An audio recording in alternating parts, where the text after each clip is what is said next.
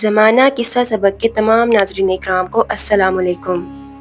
یہ عرب کے ایک قدیم شہر کی بات ہے جہاں سورج ریت پر آگ برساتا تھا اور راتیں ہڈیوں میں اتر جانے والی سرد ہوائیں لے کر آتی تھیں۔ وہاں یوسف نام کا ایک آدمی رہتا تھا۔ یوسف ایک محنتی آدمی تھا۔ وہ ایک تعمیراتی کمپنی میں مزدوری کرتا تھا۔ صبح فجر سے پہلے نکلتا اور مغرب کے بعد تھکا ہارا واپس لوٹتا۔ اس کی پہلی بیوی مریم انتہائی خوبصورت، نیک، خاموش اور صابر عورت تھی۔ اس کی ساری دنیا اس کا ننھا سا بیٹا عمران تھا جس کی عمر بس 5 سال تھی۔ مگر تقدیر نے مریم کو زیادہ مہلت نہ دی۔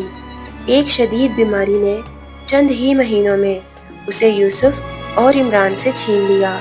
اب مریم کی موت کے بعد گھر میں ایک عجیب سی خاموشی بس گئی۔ عمران اکثر اپنی ماں کے کپڑے پکڑ کر چپ چاپ بیٹھ جاتا۔ رات کو ماں کی خوشبو ڈھونڈتے ڈھونڈتے روتے روتے ہی سو جاتا۔ یوسف بہت مجبور تھا کیونکہ کام بھی کرنا تھا اور بچے کو بھی سنبھالنا تھا۔ اسے لوگوں نے مشورہ دیا کہ بچہ بہت چھوٹا ہے، اکیلے پرورش بہت مشکل ہے، تم یوں کرو کہ دوسری شادی کر لو۔ لہٰذا یوسف نے بہت سوچنے کے بعد ایک عورت سے نکاح کر لیا جس کا نام سلمیٰ تھا۔ باہر سے سلیقہ مند، باتوں میں میٹھی اور خود کو نہایت ذمہ دار ظاہر کرنے والی عورت تھی۔ یوسف نے عمران کو اس کے حوالے کر دیا اور دل ہی دل میں اللہ کا شکر ادا کرنے لگا کہ شاید بچے کو ایک سہارا مل گیا۔ مگر یوسف کے گھر سے نکلتے ہی سلمیٰ کا اصل چہرہ سامنے آ جاتا۔ عمران نہ صاف ستھرا رہتا اور نہ ہی پیٹ بھر کھانا کھاتا۔ سلمیٰ اس کا بالکل بھی خیال نہیں رکھتی تھی۔ ذرا سی بات پر مارنا، دھکا دینا اور ڈانٹ دینا یہ تو اس کا معمول بن چکا تھا۔ اور تو اور وہ معصوم سے بچے کو بہت سے طعنے دینے لگی۔ وہ کہتی، تم منحوس ہو، تمہاری وجہ سے تمہاری ماں مر گئی۔ کبھی کہتی، میرے سامنے مت آیا کرو۔ یوسف کے آنے سے پہلے وہ زبردستی اسے سلا دیتی تاکہ وہ کچھ بھی اپنے باپ سے کہہ نہ سکے۔ رفتہ رفتہ یوں ہی وقت گزر رہا تھا۔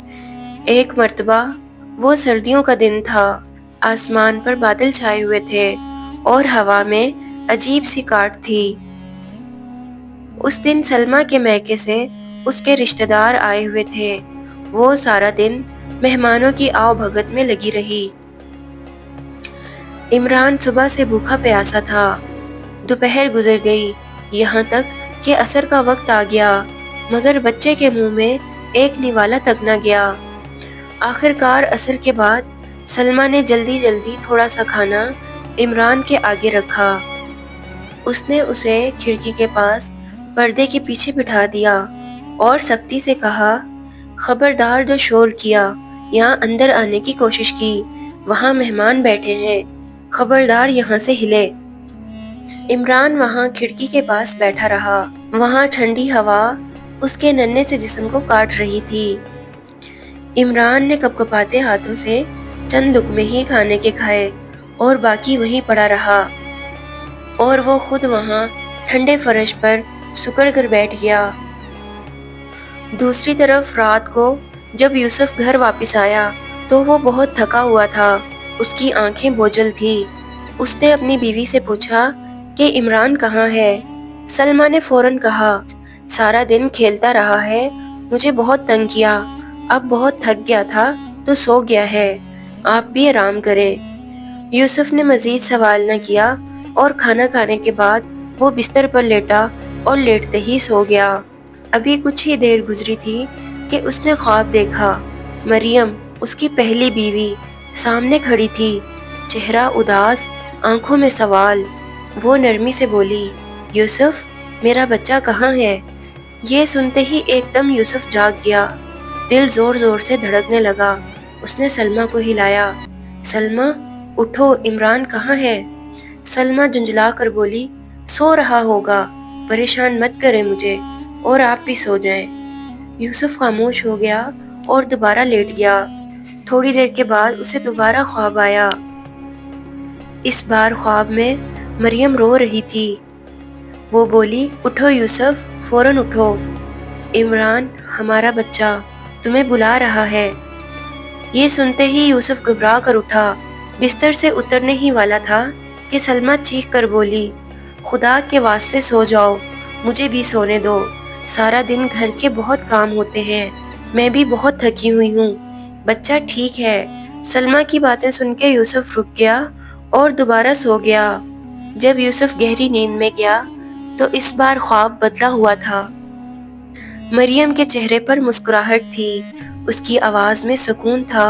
وہ بولی، یوسف اب تم آرام سے سو جاؤ، عمران اب میرے پاس آ گیا ہے اور وہ بہت خوش ہے، اب ہم دونوں ساتھ میں رہیں گے۔ مریم کی یہ بات سنتے ہی یوسف کی آنکھ کھل گئی، اس کے دل پر منو بوجھ آ گیا، اس کی سانسیں اٹک گئیں اور وہ دوڑتا ہوا کمرے سے باہر نکلا، پورے گھر میں عمران کو ڈھونڈنے لگا۔ عمران کو ڈھونڈتے ہوئے ایک دم اس کی نظر کھڑکی کی طرف گئی۔